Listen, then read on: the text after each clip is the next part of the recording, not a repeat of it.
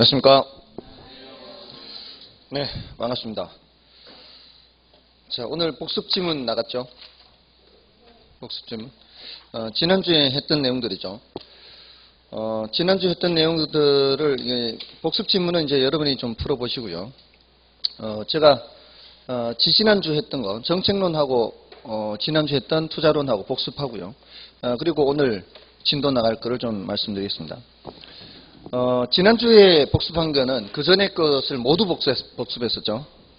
이제 시간이 너무 많이 걸리니까, 지난주와 지지난주 것을 좀 복습을 하고요. 그리고 진도 나가겠습니다. 지지난주는 정책론을 했어요. 그거는 간단하게만 복습을 하겠습니다. 어떤 것을 했는지, 주된 주제가 뭔지, 짚어만 드리고, 지난주에 했는 거를 조금 더 설명드리겠습니다. 정책론에서는 크게 세 파트로 나누어져 있다 그랬죠. 하나는 정부의 시장 개입이라 그랬죠. 정부가 시장에 개입하는 겁니다. 왜 시장에 개입할까요? 하는 주제가 하나 있었고요. 또 어떻게 개입할까요? 하는 게 있었죠. 왜 개입할까요? 이것을 정부의 시장 개입 필요성이라 했고요. 어떻게 개입할까요? 하는 것은 정부의 시장 개입 수단이라 그랬습니다. 자, 정부가 시장에 개입한다는 것은 시장이 뭔가를 못하기 때문에 개입하는 거죠. 근데 이제 그 뭔가를 못하기 때문에 개입하는데, 하나는 시장한테 원래는 맡겨놨는데 그 시장이 제대로 못할 때 보완해서 개입하는 게 한 가지가 있고요. 하나는 처음서부터 시장이 할 수 없는 거라 그랬습니다. 처음서부터 시장이 할 수 없는 거는 누가 하는 수밖에 없는 거예요? 정부가 하는 수밖에 없죠. 그래서 그 두 가지를 얘기했던 거예요. 하나는 시장 실패를 수정하기 위해서 요거 하나 있었고요. 이거는 어떤 겁니까? 일단은 누구한테 맡겨놓은 후에, 시장한테 맡겨놓은 후에 시장이 제대로 못할 때, 그걸 바로 뭐라 그래요? 시장 실패가 발생할 때 개입하는 게 있고요. 사회적 목표를 달성하는 것은 그는 처음서부터 시장이 할 수가 없는 거죠. 이걸 달성하기 위해서 개입하는 것은 처음부터 시장이 할 수 없는 거. 이거는 이제 형평성 측면이고, 소득 분배 형평성. 이거는 자원 배분의 효율성 측면이다라고 했어요.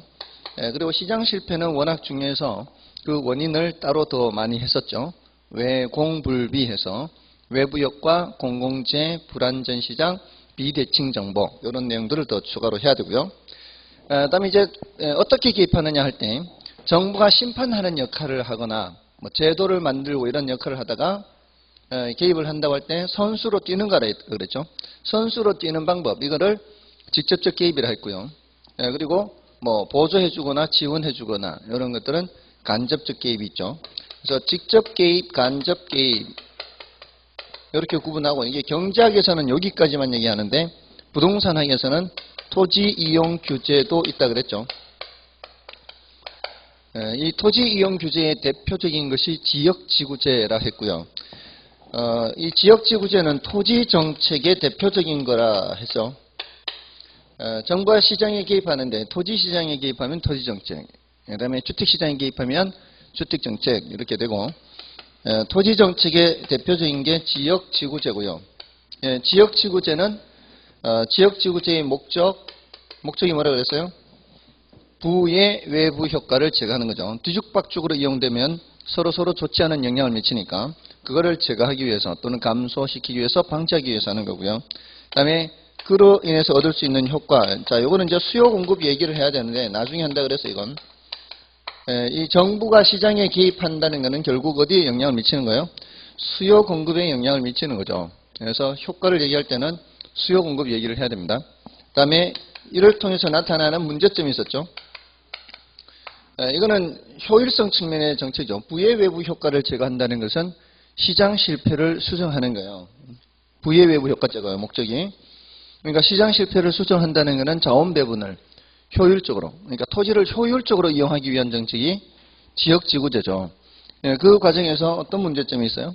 형평성 측면의 문제점이 있다고 그랬죠. 효율성과 형평성은 서로 상충하는 개념이라고 그랬어요.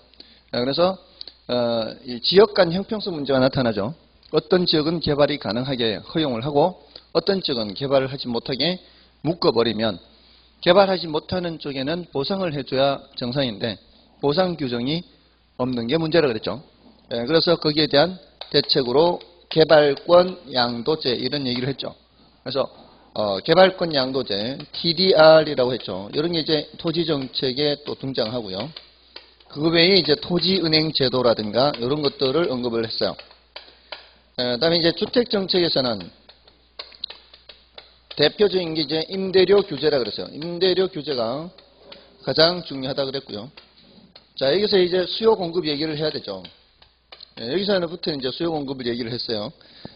이거 말고도 임대료 보조도 있었죠. 이것도 무슨 얘기했어요? 이것도 수요 공급 얘기했죠. 또 공공임대주택 공급이라든가 다른 것 전부 다 수요 공급 얘기를 하게 됩니다. 특히 이제 임대료 규제에서는 임대료를 규제하게 되면은 시장 임대료보다 낮게 규제를 해야 되겠죠.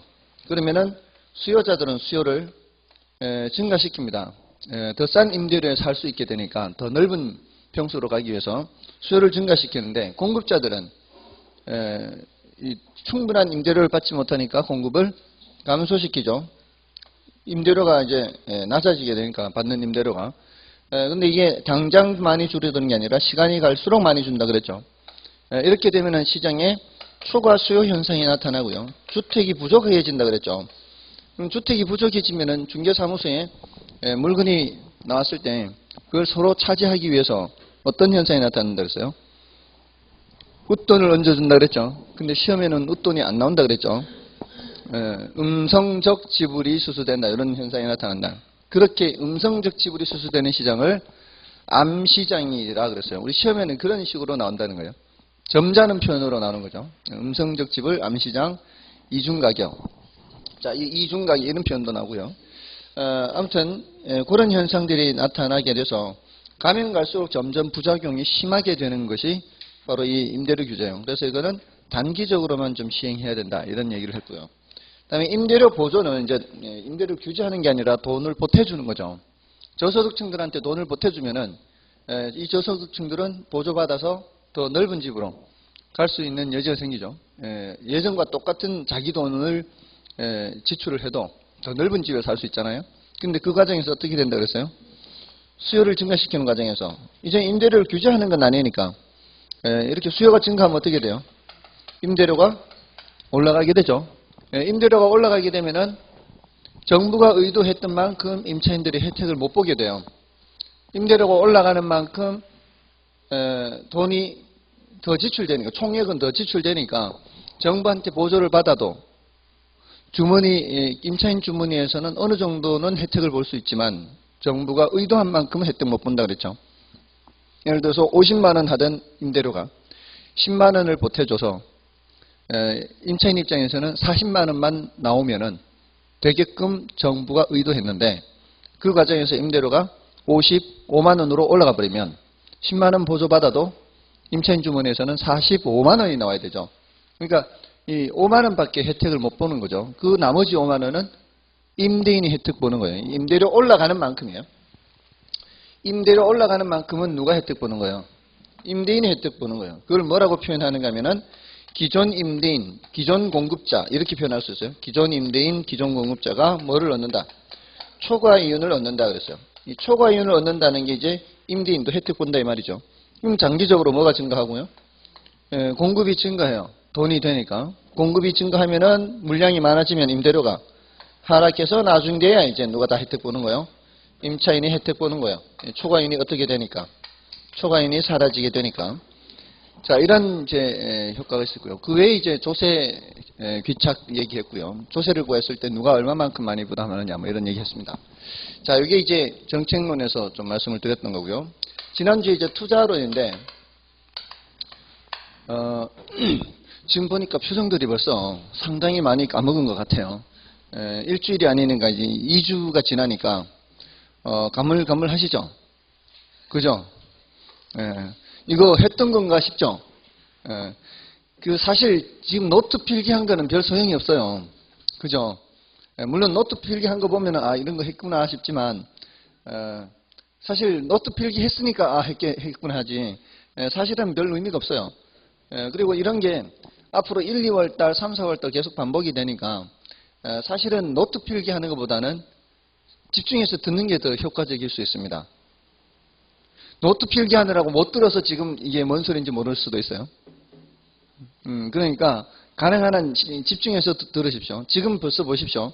11월 달부터 수업했는 것 중에 지난주에는 제가 처음서부터 다 복습했잖아요. 지난주에 처음서부터 다 복습했기 때문에 총론의 부동산 개념, 부동산 분류 이거는 몇 번이나 복습을 했어요. 그죠? 부동산 총론에서 부동산 개념해서 법경기 했고요. 또 부동산 분류해서 대택부, 필지, 획지, 후보지, 이행지 뭐 이런 거 반복했잖아요. 그러니까 그런 것들이 반복이 되니까 아무래도 조금은 더 기억이 나지 않습니까? 지나가는 거지만 한 번이라도 터치를 더 하게 되니까. 지금은 이게 시간 관계상 처음 첫 주부터 했던 걸 다 복습할 수는 없지만 일단 2주 전에 했는 거고요. 이거 지난주에도 복습했잖아요, 이거. 2주 전에도 했고 지난주에도 했고 또 이렇게 하고 그러니까 훨씬 터치를 자주 하게 되잖아요. 그러면 아무래도 기억에 좀 남지 않을까요? 서당계 3년이면 품을 없는데 그 효과를 노리는 거죠. 계속 반복을 하면은. 근데 1, 2월 달 가도 또 이렇게 할 거란 말이죠. 1, 2월 달 가면은 지금 했는 것만큼 이렇게 앞서서까지 복습은 하기 힘들어도 최소한 전주에 했던 거는 복습을 한단 말이에요. 그러면은 열심히 계속 집중해서 수업을 듣게 된다면 그러면 충분히 이 시험 칠 때 되면은 수업만 열심히 들어도 충분히 이게 이 합격 실력이 올라갑니다. 사실은 제가 그 수업 들으신 분들이 이렇게 말씀하시는 저 글들을 모니터링해요. 뭐 질문 게시판 같은 데도 있고 하는데 많은 글들 중에 이런 글들이 있습니다. 이 결혼을 수업만 하고 조금만 더 하면은 되도록 이렇게 해줘서 다른 과목 공부할 수 있는 시간을 벌어줘서 고맙다. 이런 얘기들 많이 하신단 말이에요. 그만큼 수업만 열심히 들으시라는 얘기예요. 수업만 열심히 듣고 조금만 더 하시란 말이에요. 그러면은 많은 시간을 절약해서 다른 과목에 더 투자를 할 수 있단 말이에요. 그러니까 수업을 열심히 빠지지 말고 들으시면 돼요. 자, 이제 투자론에서는 투자론에서 이제 기초 내용이 있었고요. 위험과 수익 요 파트가 있었고요. 그다음에 포트폴리오가 있었죠.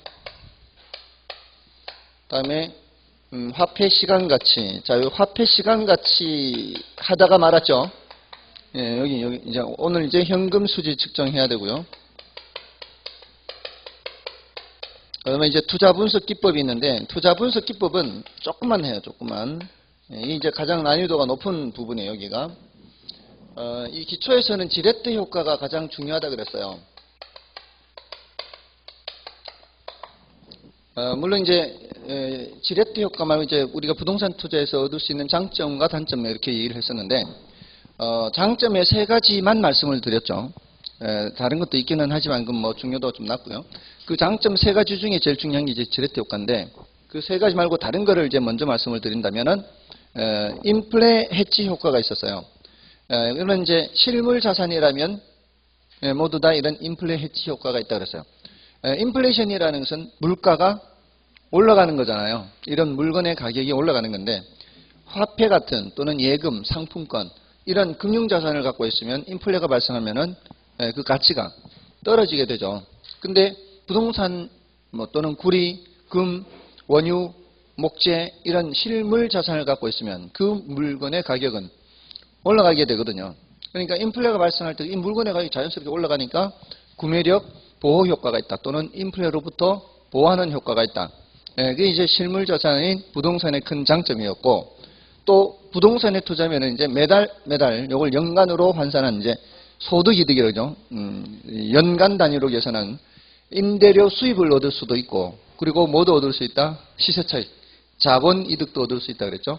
그래서 소득 이득, 자본 이득 얻을 수 있다. 그거 말고 이제 요거 타인 자본을 이용해서 타인 자본 사용 효과라고 했죠. 타인 자본을 사용해서 자기 자본 수익률을 높일 수 있다 그랬죠. 자, 이게 이제 지렛대 효과입니다. 근데 장점에서 얘기할 때는 당연히 정의 지렛을 얘기하는 거죠. 그것은 타인 자본을 많이 사용하면 많이 사용할수록 자기 자본 수익률이 올라가는 걸 말하는 것이고요. 부의 지렛은 타인 자본을 많이 사용하면 많이 사용할수록 자기 자본 수익률이 낮아지는 것을 말하는 겁니다. 그리고 예외적으로 중립적 지뢰도 있다고 그랬죠. 중립적 지뢰는 남의 돈을 아무리 많이 사용해도 자기 자본 수익률의 변화가 없는 게 중립적 지뢰, 영의 지뢰다. 이게 이제 가장 중요한 내용이었고요. 그다음에 이제 부동산 투자의 단점에서는 어떤 단점이 있어요? 황금성이 낮다는 거, 유동성이 낮다는 거죠. 그게 이제 가장 큰 단점입니다. 그러니까 우리 그 자산을 얘기할 때요, 크게 세 수로 분류하거든요. 크게 세 수로. 하나는 부동산, 하나는 주식, 하나는 예금 이렇게 해요. 보통 분류를 할 때 크게. 근데 그 중에서 각각 가장 큰 단점들을 기억하시면 돼요. 부동산의 가장 큰 단점이 바로 황금성이 낮다는 거, 유동성이 낮다는 거죠. 그러니까 이런 경우에는 급하게 현금화하려고 할 때는 손해를 크게 봐야 될 수도 있죠. 이제 크게 이제 많이 싸게 내놔야 이제 현금을 마련할 수가 있고요. 그다음에 주식은 어떤 단점이 있어요? 위험하죠. 이게 가장 큰 단점이고, 예금은요? 수익이 적죠. 각각의 그 자산의 가장 큰 단점 한 가지씩 기억하시면 되는 거예요.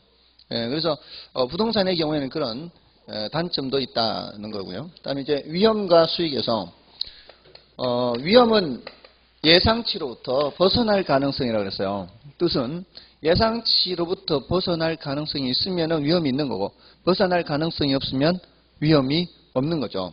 근데 그 벗어나는 크기가, 예상치로부터 벗어나는 크기가 크면 클수록 위험은 큰 거고요. 작으면 작을수록 위험은 작은 거죠.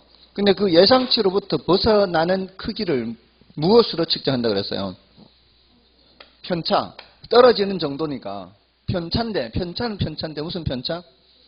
표준 편차로 그 위험의 크기를 측정한다 했고요. 표준 편차를 제곱한 걸 뭐라 그랬죠?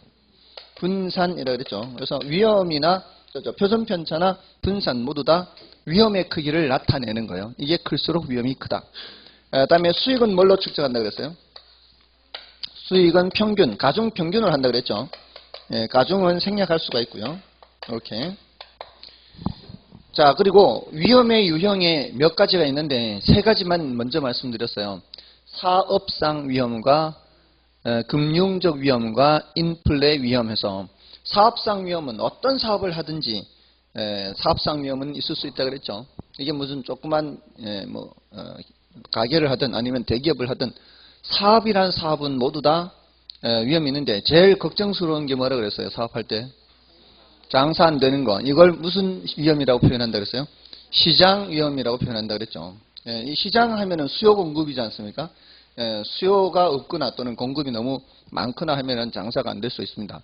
이런 시장 위험 말고, 시장 상황은 괜찮아도 장사는 잘 돼도 어떨 수 있다 그랬어요?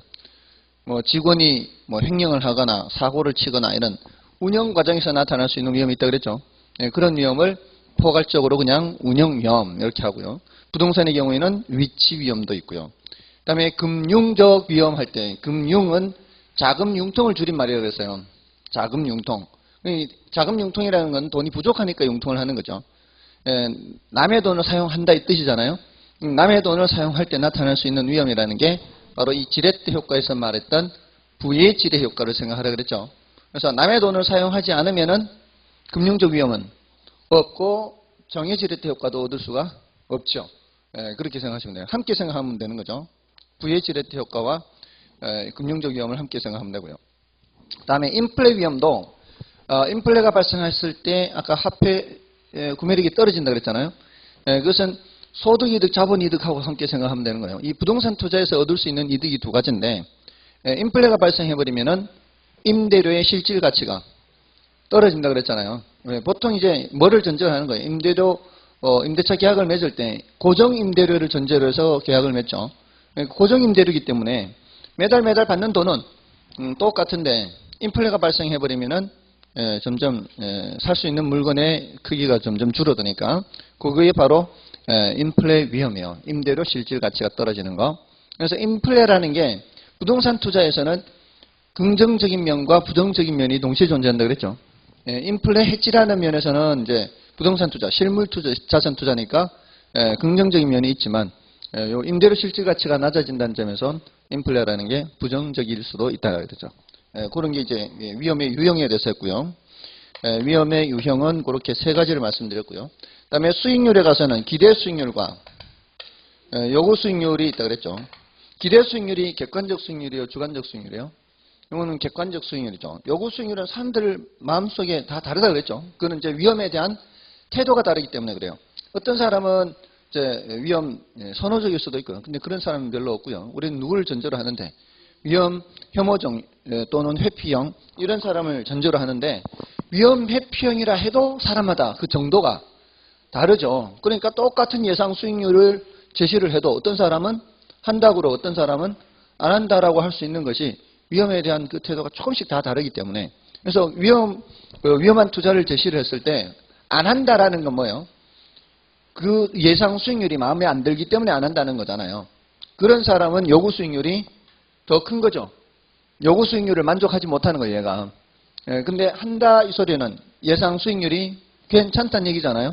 그 소리는 요구 수익률이 그거보다는 낮다는 얘기죠. 요구 수익률이 그거보다 낮기 때문에 괜찮으니까 투자를 하는 거죠.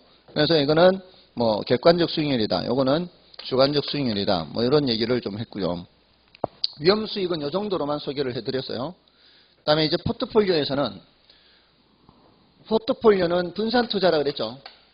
포트폴리오는 분산 투자. 분산 투자를 통해서 얻으려는 효과가 뭐라 그랬어요?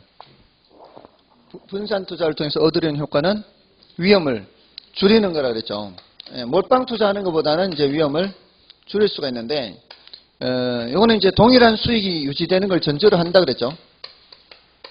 동일한 수익이 유지가 돼야 돼요.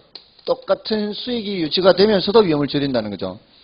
위험이 줄어들 때 수익도 같이 줄어들어 버리면 분산 투자의 의미가 없는 거죠. 일단 이걸 전제로 해서 근데 지금 애석하게도 위험을 줄이기는 줄이는데 모든 위험을 다 줄일 수 있는 게 아니라 그랬죠. 줄일 수 있는 위험이 있고 줄일 수 없는 위험이 있다 그랬어요. 이제 분산 투자는 이제 여기도 투자하고 저기도 투자하고 이렇게 하는데 어떤 위험이 저기도 영향 미치고 여기도 영향 미치고 모든 투자 안에 다 영향을 미쳐버리면 분산해봤자 의미가 없다 그랬죠. 자, 이렇게 모든 투자 안에 다 영향을 미치는 위험을 무슨 위험? 체계적 위험이라 그랬죠. 그러니까 이 체계적 위험은 줄일 수 있다 없다? 이거는 없다는 거죠. 그러면 어떤 투자 안에는 영향 미치고 어떤 투자 안에는 영향 미치지 않고 이런 위험은 비체계적 위험이고 이거는 줄일 수가 있죠. 이건 줄일 수가 있습니다. 이게 이제 대상이 돼요. 위험을 줄인다고 했을 땐 얘가 대상이 되는 거죠. 자, 근데 가능한 한 이걸 많이 줄여야 된다 그랬죠. 가능한 한 비체계적 위험을 많이 줄일 수 있는 방법은 어떤 방법들이 있다 그랬죠? 이걸 가능한 한 많이 서로 반대 방향으로 움직여야 된다 그랬죠. 두 개의 투자 안의 수익률의 변동 방향이 반대 방향이에요. 두 개만 놓고 봤을 때 두 투자 안의 수익률 변동 방향이 반대가 되면 돼요.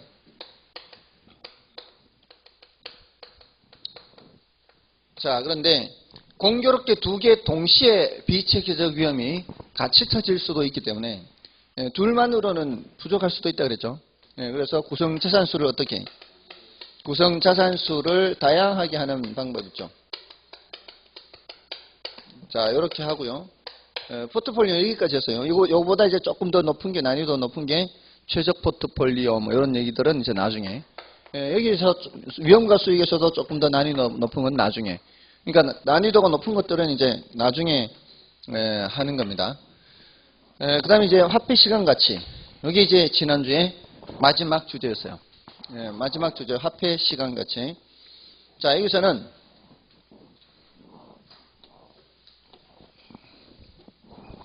화폐 시간 가치 해서 자, 여기서 이제 그 현재 값을 미래 값으로 바꾸는 걸 뭐라고 한다 그랬죠? 할증한다 그랬죠. 할증. 현재 값을 미래 값으로 바꾸는 거를 할증한다 했고요. 그러면 숫자가 커진다 그랬죠. 미래 값을 현재 값으로 바꾸는 거를 할인한다 그랬어요. 이러면 숫자가 작아진다 그랬죠. 자, 할증할 때는 1 플러스 할증률을 어떻게 한다 그랬어요? 곱셈한다 그랬죠. 곱셈. 물론 이게 이제 할증률에 해당하는 만큼을 계산해서 덧셈을 하든 여기서 1 플러스 할증률을 곱셈을 하든 이때는 관계없지만 이 할인할 땐 조심해야 된다 그랬죠. 반드시 어떻게 해야 된다고요? 1 플러스 할인율을 나눗셈 해야 된다 그랬죠. 나눗셈 해야 돼요. 자, 그런데 이게 연간 단위로 해서 할증, 할인 이렇게 하기 때문에 복리 계산을 전제로 해서 지금 현재 어떤 금액이 미래 얼마가 될까요? 할 때 이게 10년이고 10%가 될 때 이때 현재 1억이라면 이 1억에다가 뭐를 반복해서 곱해야 된다고 했어요? 1 플러스 요 할증률 0.1에 몇 제곱? 10제곱인데 이걸 직접 계산할 필요가 없다 그랬죠. 숫자를 알려준다 그랬죠. 근데 이 숫자를 알려주는데 이게 1 플러스 R의 N제곱해서 요 공식에 여기 0.1을 넣고 여기 10을 넣는데 반드시 0.1과 10만 있는 것은 아니잖아요. 0.05가 있을 수도 있고 5%면 0.05 20년이면 여기가 20 또 여기가 0.03일 수도 있고 여기가 15일 수도 있고 다양하게 있기 때문에 뭐가 있다 그랬어요. 이런 표가 있다 그랬죠. 표를 만들어 놔서 이 표에서 여기 10% 여기 10년 가면은 여기에 뭐가 있다 그랬어요? 여기에 해당하는 숫자가 있다 그랬죠. 그래서 여기에 찾으면은 2.594라는 숫자가 있기 때문에 우리는 1억에다가 뭘 곱하기만 하면 된다고요? 2.594를 곱하기만 하면은 이 숫자가 나오는 거죠. 자, 근데 이런 경우가 모두 이런 표가 모두 6개가 있다고 6개. 근데 오늘 다 할 거 아니니까 걱정 마시고요. 6개 있는데 그 6개 중에 이제 어떤 표에서 찾아야 되는지만 알면 돼요. 그 상황만 파악을 하면 돼요. 우리가 수학을 하는 건 아니에요. 이런 거를 이제 금융수학이라고 하기는 해요. 금융수학이라고 하기는 하는데 우리가 수학을 할 필요는 없고요. 우리는 산수만 하면 돼요. 계산기는 다 갖고 갈 수 있으니까 계산기에 두드릴 수 있단 말이에요. 자, 요 상황이 지금 요런 거란 말이에요. 근데 어떤 경우도 있을 수 있다 그랬어요. 미래 금액을 알고서 현재 금액을 알고 싶을 때도 있다 그랬죠. 그럴 때는 어떻게 되는 거예요? 미래 금액을 알고서 여기가 이제 현재 금액을 알려고 할 때 이때는 자 이게 1억이라고 치면 1억에서 여기 이제 10년이고 10% 이게 적용을 한다면 1억 나누기라 그랬죠. 1.1을 또 몇 번 해야 돼요? 10번 해야 되는데 자 이게 3,400년 전 얘기란 말이에요. 이런 게 다 3,400년 전에 이미 있었단 말이에요. 그 당시에는 계산기가 없기 때문에 나누기 하는 게 더 쉬워요? 곱하기 하는 게 더 쉬워요? 곱하기 하는 게 더 쉽죠? 그러니까 이 숫자는 이미 여기 표가 있기는 해요. 이 숫자 2.594가 있어요. 근데 1억 나누기 2.594 하면은 계산하기가 불편하잖아요. 그러니까 이거를 어떻게 바꿨다고요? 곱하기 1.1의 10제곱분의 1 해서 요 숫자를 알려준다고요. 1 나누기 2.594 한 것을 미리 계산해서 표로 만들어 놨단 말이야. 그러니까 또 표가 있는 거죠. 이렇게. 이 표가 있는데 이 표에 10년 10%에 가면은 여기 10년 10%에 가면은 여기 숫자에 역수가 있단 말이에요. 그죠? 이 숫자는 1 나누기 2.594고 여기는 2.594니까 여기는 그 역수인데 이 역수는 여기가 0.385예요. 그 숫자죠. 이 숫자. 이 0.385가 있단 말이에요. 그래서 곱하는 숫자를 알려줘요. 문제에서는. 근데 이 표와 이 표의 이름이 달라야 될 거 아니에요. 그래서 그 표의 이름을 알아야 되는 거예요. 표의 이름을. 그러니까 이런 경우에는 어떤 표에서 숫자를 찾아야 되고 이런 경우에는 어떤 표에서 숫자를 찾아야 되는지 그것만 여러분들이 구별하시면 된다고요. 그건 하실 수 있잖아요. 산수만 하면 된다. 산수만. 자, 그래서 지난주에 여기까지 했단 말이에요. 여기까지. 근데 이제 모두 6개가 있는데 오늘 2개만 더 할 거예요. 2개만. 그러니까 부담스러워하지 마시고요. 제가 뭐 여러분들을 괴롭히려는 의도는 없어요. 이게 이 자체가 이런 내용이라. 자, 그러면 미래 가치 계수가 모두 몇 가지가 있고요? 3가지가 있어요. 현재 가치 계수가 모두 3가지가 있어요.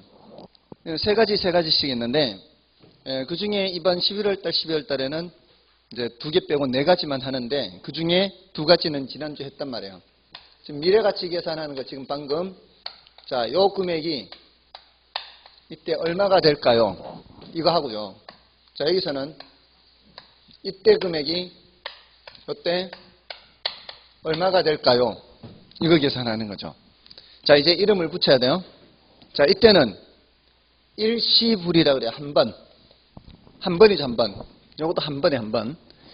일시불이라는 이 금액에 언제 가치를 구하려고 하는 거예요? 미래 가치를 구하려고 하죠.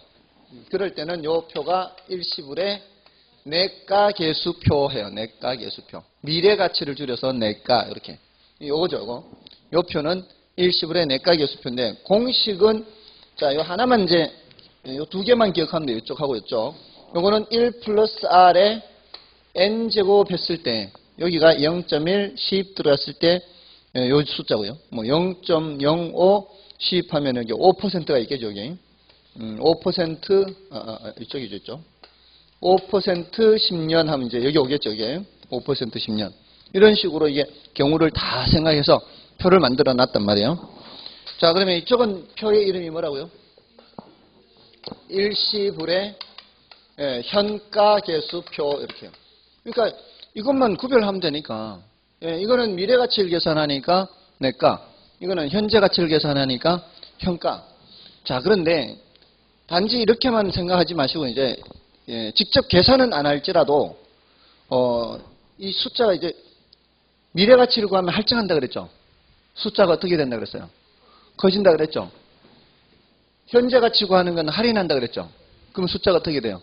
작아지죠. 이 동그라미 크기가 또 이게 더 크죠. 이 동그라미 크기가 더 작죠. 그 세심한 배려가 들어가 있는 거예요, 또. 그 생각하셨어요, 혹시? 그래서 모를까 싶어서 저의 그 세심한 배려를 알아들으시라고 이렇게 말씀드린 거예요. 본능적으로 생각을 하시라고. 숫자가 커진다, 이렇게 할증된다. 숫자가 커지는 거예요. 맞잖아요. 숫자가 작아진다고요. 그래서 사이즈가 다르게 그린 거예요. 일부러. 제가 모르고 이렇게 그린 게 아니고. 됐나요? 네. 자, 아무튼 이제 나머지 2개를 이제 오늘 다 하는데 어렵지 않아요. 비교해서 구별만 하면 되니까. 자, 이렇게 두 번째 이제 두 번째 줄, 첫 번째 줄. 자, 요거는 매기말 불입되는 금액이 있어. 매기말 똑같은 금액이에요. 매기말 똑같은 금액이 불입되는 이런 형태의 금액을 뭐라고 부르는가 하면은 연금이라 불러요. 연금. 여기서 말하는 연금은 퇴직했을 때 받는 그런 연금이란 뜻이 아니고요. 매년 말 또는 매기말 똑같은 금액이 불입된다는 의미의 연금이에요. 영어로 치면은 annuity라는 단어가 있어요. 펜션이라는 게 퇴직했을 때 받는 그 연금이고요. 펜션이라는 단어는. 근데 annuity라는 단어는 매기간 똑같은 금액이 반복될 때 쓰는 말이 따로 있단 말이에요. 아무튼 연금의 연금. 요거는 뭐예요? 일시불이고 요거는 뭐예요? 연금이에요. 자, 근데 조심해야 되는 거는 자, 이게 10년이잖아요. 첫 번째 연도 말, 두 번째 연도 말, 10년째 말이에요. 이게 모두 10칸이에요. 한 칸, 두 칸, 세 칸, 네 칸, 10칸인데 첫 번째 연도 말부터 불입되는 거예요. 그렇게 해서 모두 몇 번이에요? 10번이죠. 자, 그랬을 때 이때 합계액을 알고 싶은 거예요. 합계. 그러면 요 금액은 여기까지 오면은 몇 년치 이자가 붙어 있겠어요? 제가 지금 매년 말이라 그랬죠. 여기서부터 여기까지 10칸. 그래야 10년치 이자죠. 그것, 많이 틀려요. 많이. 여기서 많이 틀려요. 2, 3년 정도는 직접 계산해야 돼요. 2, 3년 정도는. 그때 틀린다고, 그때. 이걸 준비를 안 해놓으면. 아시겠어요? 자, 첫 번째 연도 말부터 적금 붓는 거죠. 그러니까 우리, 실제로 우리가 적금 볼 때는 은행에 간 그날부터 이제 금액을 넣고 붓잖아요. 근데 여기에서는 오늘 갔다면, 오늘이 1월 1일이라면 12월 31일 지나서 이제 붓는다라고 생각을 하는 거예요. 그렇게 이제 해야만 뭐가 나오는가 하면은 이런 공식이 나와요. 이런 공식이 나와요. 그 공식에서 또 이런 표를 만들거든요. 이것도 표가 있고 또 다 표가 있잖아요. 우리는 이 표에 있는 뭐만 찾아내면 되니까, 숫자만 찾아내면 되니까 10년 10%. 이 숫자가 여기 0.1, 0.1, 여기 10을 집어넣거든요. 그랬을 때 나오는 숫자 있죠. 그게 여기 있단 말이에요. 여기. 이렇게 해서 매년 말이라야만 이런 공식이 나와요. 이거는 이제 수학이에요. 이건. 근데 우리는 제가 거기 이런 공식도 없단 말이에요. 이걸 알 필요가 없으니까. 알 필요 없으니까. 이거는 고등학교 2학년 때 배워요. 사실은. 고등학교 2학년 때 등비수열의 합이라는 데서 배워요. 아무튼 이런 공식을 알 필요는 없으니까. 그럼 여기 가면 어떤 숫자가 있을 거 아니에요. 그 숫자는 요 놈은 몇 년치 이자가 붙었고 9년치 이자가 붙어 와 있을 거고, 요거는 8년치 이자가 붙어서 와 있을 거고, 그 다음에 하나씩 이자가 덜 붙어서 와 있겠죠. 마지막은 이자가 없이 그냥 합산된 그 금액이 방금 요 지웠던 그 공식으로 계산할 수 있다는 말이에요. 그럼 요 숫자가 몇인가 하면은 15.94가 나와요. 이렇게 하면은 0.1 넣고 0.1 넣고 10년 하면은, 그럼 요 1억이라고 치면 1억 곱하기 뭘 하면 되는 거예요, 우리는? 있는 숫자 그냥 꺼내서 그냥 곱하기만 하면 되는 거예요. 그러면 얼마가 된다고요? 15억 9,400이 되는 거죠. 맞나요? 자, 그러니까 이때 제가 사실 이걸 일찍 말씀을 드렸는데, 이게 매년 말 총 몇 번이에요? 10번이잖아요. 10번이니까 이 숫자가 10보다 크겠어요? 작겠어요? 할 때는 10보다 크다라는 것 정도까지는 생각하시란 말이에요. 10번이니까. 이자가 붙어서 할증이 되니까. 뭔 뜻인지 아시겠죠?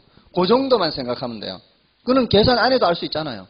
구체적으로 몇인가를 알려고 하는 게 아니라, 구체적으로 몇인가를 알고 싶을 때는 요 표에 가서 숫자를 찾으면 되는 거고, 이게 대략적으로 10번이면 10보다 큰 거고, 5번이면 5보다 크겠죠. 7번이면 7보다 클 거고, 이런 식으로만 생각해도 충분하다는 말이에요. 자, 그러면 여기도 이제 이런 표가 있다는 거는 이 표의 이름도 있다는 얘기 아니에요. 자, 이 표의 이름을 이제 여러분이 붙여보세요. 자, 붙여보세요. 근데 이제 요거 하고 이제 비교해서, 자, 요거 언제 금액 구하는 거예요? 미래 금액 구하는 거죠. 요거 언제 금액 구해요? 미래 금액 구하죠. 요거는 일시불이었죠. 요거는 뭐였어요? 그러면 뭐라고 이름 붙이면 돼요? 연금의 내가 계수표 이렇게 붙이면 되는 거죠. 할만하죠? 자, 다음에, 자, 이게 이제 마지막이에요. 오늘 화폐 시간 같이 마지막. 자, 여기서도 매 기간 불입되는 금액이 똑같아요. 자, 매 기간 불입되는 금액이 똑같은데 요때 금액이 궁금한 거예요. 요때. 자, 어떤 경우가 이런 경우가 있을까요? 예를 들어서 여러분들 520 들어보셨어요? 520 안 들어보셨어요? 520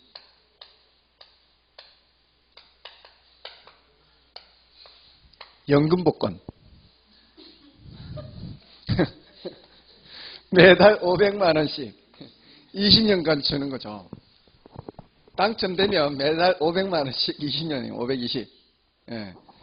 자, 그러면 500, 500씩 20년간 받는가? 500, 500, 500, 500 이렇게 갈 거 아니에요. 자, 이거 20년이니까 240개월 갈 거 아니에요. 500씩 240개월 갈 거를 지금 목돈으로 받는다면 얼마를 받을까요?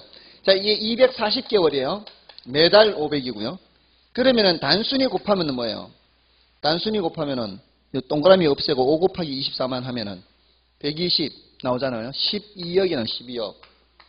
지금 받으면 12억 받을 수 있을까요? 지금 목돈으로 받으면 12억 못 받겠죠. 왜? 땡겨 받아야 되니까 이걸 할인해서 받아야 되잖아요. 할인하면 숫자가 작아지죠. 그러니까 단순히 곱한 것보다는 작은 금액이 돼요. 그 금액을 계산하기 위해서는 이 말이에요. 요거 500, 500, 500은 이걸 500이라고 생각하면 되니까 500 곱하기 또 이 숫자가 있을 거 아니에요. 곱하기만 하면 되는데 자, 여기에 또 공식이, 이런 공식이 있단 말이에요. 1 플러스 R에 N승, 1 플러스 R에 N승 마이너스 1. 자, 이런 공식들 여러분한테 안 써드리니까 이거 굳이 외울 필요가 없으니까. 다만, 여기 이제 0.1, 여기의 경우는 240개월이죠, 이게. 240개월 집어넣고, 또 원리자를 해야 돼, 원리자. 자, 연이자가 요즘 뭐 한 2%밖에 안 되니까, 원리자는 0.01 뭐 얼마 되겠죠. 0.001 뭐 되겠네요. 연이자가 0.02니까 그 숫자를 여기 집어넣는 줄 R에다가. 그러면 여기 숫자가 나오겠죠. 예를 들어서 뭐 한 198 이렇게 나오면은 500 곱하기 뭐 하는 거예요. 500 곱하기 198 이렇게 하는 거죠. 이 숫자 198 나온 거 그냥 곱하기만 하면 되는 거죠. 됐나요? 그럼 얼마 될까 이게? 198 하면은 9억 9천 나와. 9억 9천. 곱하기 5를 해야 되죠.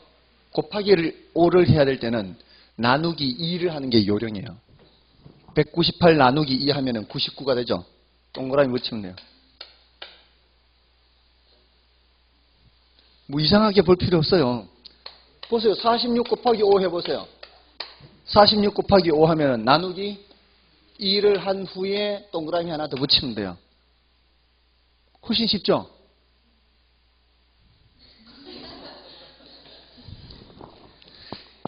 나누기 5를 해야 될 때는 곱하기 2를 하는 게 요령이에요. 조금만 생각하면 돼요. 우리 사람이잖아요, 그래도.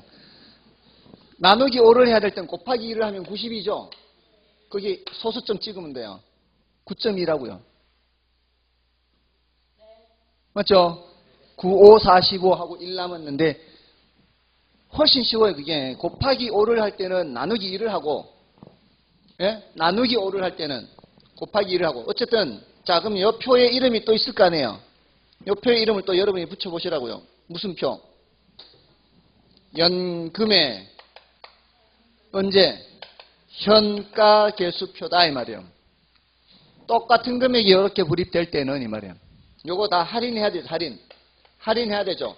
이건 한 번 나누기 하고, 이건 두 번 나누기 하고. 됐나요? 자, 이렇게 나누기 해서 합산된 금액. 요걸 계산하기 위해서는 어떤 표에서 찾아야 된다? 연금의 현가계수표에서 찾으면 된다고요. 그러니까 이 상황인지 이 상황인지 이 상황인지 이 상황인지만 구별하면 된다고요. 그래서 어떤 상황인지 보고 그 표에 가서 숫자를 찾아서 곱하기만 하면 된다고요. 됐죠? 자, 그러면 제가 한번 질문을 던져볼까요? 제가 매달 50만 원씩 내는 보험료가 있어요. 자, 그러면은 머릿속에 뭘 그려야 돼요? 그렇죠. 연금을 생각해요. 매달 50, 50이니까 55, 한 번이 아니라 그냥 같은 금액이 계속 반복되잖아요. 그럼 위에 둘 중은 아니에요, 벌써. 됐죠? 자, 밑에 둘 중은 내려온 거예요, 벌써. 그러면 자, 그렇게 매달 50만 원씩 지금 10년이 남았어요. 10년이 남았는데 120개월이 남았다는 얘기죠. 근데 제가 지난주에 샀는 복권이 당첨됐어요. 요거 목돈으로 내고 싶어요, 그냥. 귀찮으니까. 목돈으로 내고 싶으면 그 목돈을 내가 언제 내겠다는 뜻이에요? 지금 내겠다는 뜻이요? 10년 후에 내겠다는 얘기요? 그러면 어떤 계수표에서 숫자를 찾아야 돼요? 연금의, 그렇죠. 연금의 현가 계수표에서 숫자를 찾으면 돼요. 근데 그때는 120개월을 찾아야 되죠. 매달이니까. 120개월이니까. 10년을 찾으면 안 되는 거죠. 월 50이니까. 120번이잖아요. 그러니까 120을 찾아야 되고요. 이자율은 원리자율을 찾아야 돼요. 됐나요? 그러면 거기 숫자가 있겠죠. 예, 거기 숫자가 예를 들어 100이다. 100. 원래는 120번이니까 120보다는 숫자가 작아야 돼요. 이제 할인되니까. 맞잖아요. 50만 원씩 120번이면은 6천만 원이거든요. 근데 6천만 원보다는 덜 내도 된다는 얘기 아니에요. 지금 내면. 그럼 지금 내면은 100을 곱하면은 5천만 원만 내면 된다는 얘기죠. 지금 미리 내는 만큼. 됐나요? 네, 그래서 연금의 현가계수표에서 찾아서 곱하면 되는 거예요. 됐죠? 됐나요? 자, 이제 일시불이냐, 연금이냐, 이거 구별하시면 된다고요. 근데 이제 나머지 두 가지는 나중에요. 지금 하면 여러분들 쓰러질 수 있어요. 그러니까, 이거는 나중에 하고요. 됐죠? 자, 이게 이제 화폐 시간 가치였습니다. 다음에 이제 현금 수지 측정이에요. 자, 현금 수지 측정. 이 공식 외워야 돼요.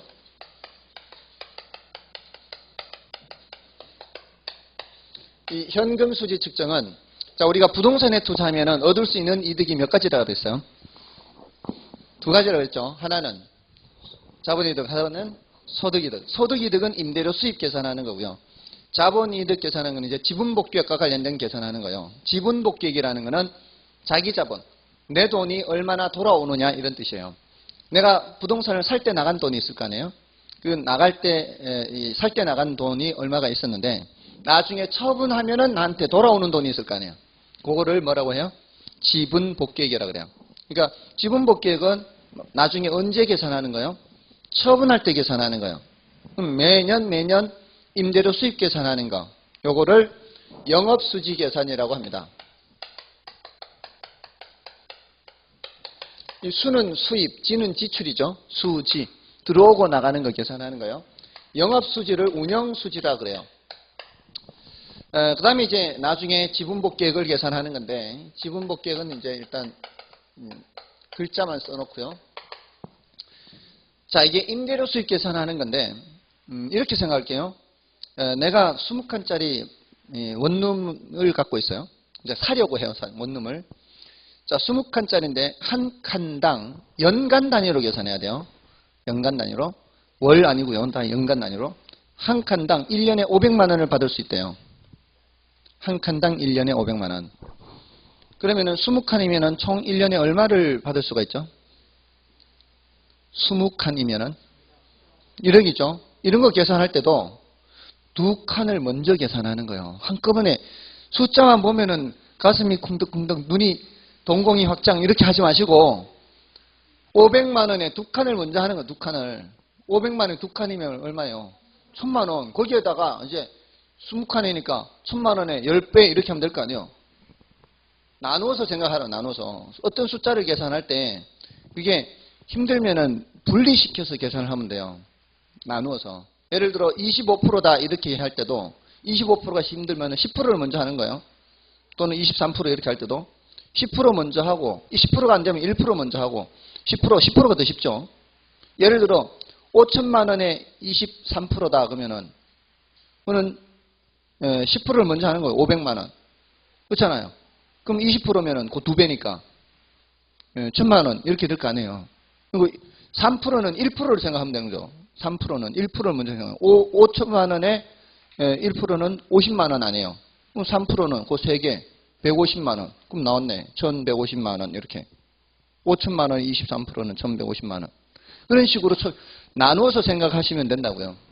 아무튼 그런 걸 자꾸 훈련을 하면 돼요. 안 되더라도 자꾸 훈련하면 되는데, 자, 이게 이제 영업수지 계산할 때 조금 전에 500만 원에 20칸이면은 1억이라고 했는데, 요거는 벌 수 있는 최대한이죠. 공실이라든가 뭐 하여튼 뭐 다른 일이 있으면 이렇게 돈이 안 들을 수 있죠. 이렇게 벌 수 있는 최대한을 가능총소득이라 그래요.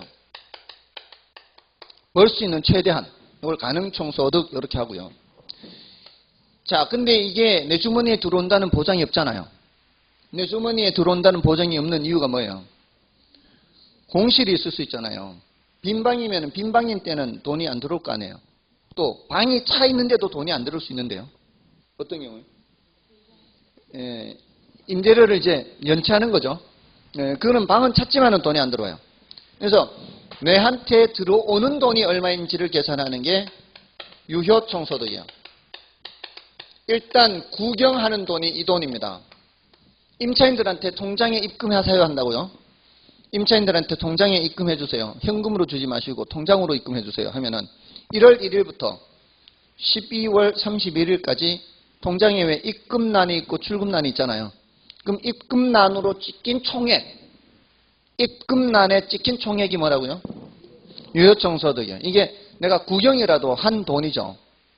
그 다음에 이제 여기에서 빠지는 거죠. 이게 다 내 주머니에 남는 게 아니라 이제 뭔가를 빼야 될 거 아니에요. 뭐 경비 같은 것도 빼고 나가야 될 거 아니에요. 그 나가는 거를 빼고 최종적으로 나한테 남는 거를 이제 계산을 하는 거예요.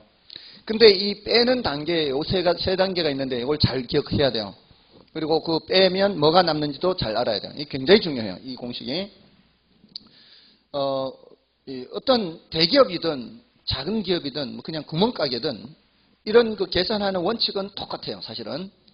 제일 먼저 뭐를 빼야 되는가 하면은 경비예요. 경비. 운영 경비. 어떤 사업을 하는데 운영 경비도 지출하지 않고 운영을 할 수는 없죠. 그 뭐 이런 전기요금이라든가 매달 발생하는 경비들, 뭐 직원 월급도 줘야 되고 이런 경비가 제일 먼저 빠져야 되죠. 경비도 충당이 안 되면 이건 사업 접어야 되는 겁니다. 맞죠? 제일 먼저 뭘 뺀다고요? 경비를 뺍니다. 그럼 세 단계 중에 제일 먼저가 뭔지 이 뇌리에 콱 박아놔야 돼요. 그다음에 마지막으로 빼는 게 뭔지 아십니까? 마지막으로 빼는 거는 세금이에요. 세금. 세금은 적자인 상황에까지 세금 내게 하진 않잖아요.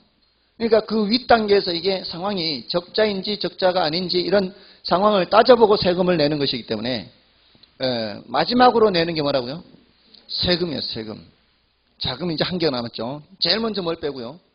경비. 마지막으로 이제 국가에 내는 세금이에요. 그럼 중간이 뭔가 하면은 이 사업을 하다 보면은 내 돈으로만 투자할 때는 그렇지 않지만 남의 돈을 빌려서 투자할 때는 그 빌린 이자를 갚아야 되죠. 이자. 맞죠? 그 원금 이자는 경비 다음이에요. 경비 다음. 지금 운영도 안 되는 상황에서 빚부터 갚는 거는 이제 망하겠다는 얘기죠. 지금 이 운영 경비를 먼저 지출을 해야 되는 거거든요. 뭔 뜻인지 아시겠죠? 제일 먼저 뭐고요? 경비 빼고 그 다음에 빚 갚고 세금 내고요. 경비 빼고 빚 갚고 세금 내고요. 근데 실무에서는 이자만 뺍니다. 실무에서는 이자만 빼는데 우리 여기 이론적으로 얘기할 때는 원금 이자를 같이 빼요. 원리금을 함께 상환한다라고 얘기합니다. 꼭 그렇게 기억하고 계셔야 돼요. 실무에서는 이자만 빼면 돼요. 여러분들 앞으로 중개 실무를 하실 때 브리핑 같은 거 할 때 그때는 이자만 빼면 돼요. 그리고 지난주에 제가 그 오픈한 분하고 이제 통화를 했는데 제일 필요한 게 이거 브리핑 할 때 주택의 경우에는 필요 없는데 상가, 사무실 이런 거는 투자자들이 대부분 어디에 신경 쓰는 사람들이에요? 수익률에 신경 쓰잖아요. 근데 이거를 제대로 브리핑을 해야 되는데 이거 브리핑을 잘 못하면 이제 차별화가 탁 되는 거죠. 이게 상가 같은 건 잘 못하는 거죠. 그러니까 이게 가장 필요한 지식이에요. 그러니까 이걸 잘 들어두셔야 돼요. 자, 첫 번째 단계 이제 일단 여기는 아까 공실이나 뭐 불량부채 충당금이 있는데 여기에서는 뭐를 빼고요. 제일 먼저 경비 빼야 되고요. 그다음에 빚을 갚고요. 그다음에 뭐를 내요? 세금을 내는 거예요. 세금. 경비 빼고 빚 갚고 세금 내고요. 자, 그 순서대로 남는 게 이제 뭔지 또 알아야 되는 거죠. 보통 비용을 빼면 나오는 표현이 순뭐뭐뭐 이렇게요. 총 수익 빼기 총 비용 하면은 순수익 이렇게 하던 것처럼 경비를 빼면은 순영업소득 또는 순운영소득 그래. 운영. 영업수지 또는 운영수지. 순영업소득 또는 순운영소득 이렇게 할 수 있어요. 경비 빼고죠. 자, 그 다음에 이제 남는 게 뭔가 하면 순운영소득. 빚을 갚죠. 빚을 갚으면 남는 게 세전현금 수지 그래요. 세전현금 수지. 그 다음에 이제 세금을 내면 뭐겠어요? 세후가 되겠죠. 세후 현금 수지 그래요. 이렇게. 그래서 가유 순전후 이렇게 기억하시고요. 가유 순전후. 가가 뭐예요? 가가 가능총소득이에요. 이거는 100% 임대됐을 때 얘기인데 이만큼 들어온다는 보장이 없죠. 뭐 때문에? 공실이 있거나 또는 불량부채 충당금 또는 대손충당금 할 수 있어요. 손실이니까. 기타 소득을 더합니다. 기타 소득은 영업 외 소득을 말해요. 영업 외 소득. 예를 들어 뭐 주차장 수입 같은 거 또는 자판기 수입 같은 거 이건 이제 부수입 같은 거죠. 그런 것들은 기타 소득이 되는 거예요. 자, 이렇게 해서 일단 내 주머니에 찍힌 돈이에요. 들어온 돈. 유효총소득. 자, 여기서 어떻게 뺀다고요? 제일 먼저 경비 빼고 빚 갚고 세금 내고 그 단계별로 순, 전, 후가 되죠. 순은 뭐예요? 순영업소득. 전은 세전현금수지. 후는 세후현금수지. 자, 이 순전후와 요 세 단계를 함께 생각해야 되는 거예요. 그래서 경비 빼고 순, 빚 갚고 전, 세금 내고 후 이렇게 되는 거예요. 이걸 기억을 하고 있어야 돼요. 이거 가지고 시험을 많이 낸단 말이에요. 그리고 경비는 경비인데 무슨 경비예요? 영업경비라고 그래요. 영업경비. 우리 시험에는 빚으로 안 나옵니다. 시험에 나올 땐 빚으로 안 나오고 부채 서비스의 이게 이제 정식 명칭이에요. 물론 다른 표현도 있어요. 일단 요거는 나중 얘기예요. 나중 얘기. 지금은 경비 빼고 빚 갚고 세금 내고 이렇게만 해도 충분해요. 그 구조를 아는 게 중요하니까. 가유순전후 해서 이 순전후가 뭐에 의해서 남게 되는 거예요? 경비 빼고 순, 빚 갚고 전, 세금 내고 후, 순전후가 나는 거예요. 그래서 부채 서비스액은 원금과 이자의 합계액으로 되어 있다는 거예요. 실무에서는 이자만 하지만 이론적으로 할 때는 항상 원금 이자를 같이 빼는 거예요. 여기 세금은 세금인데 영업소득세예요. 영업소득세. 됐죠? 됐나요?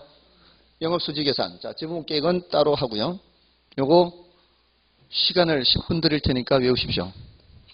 다음 시간까지 좀 쉬겠습니다.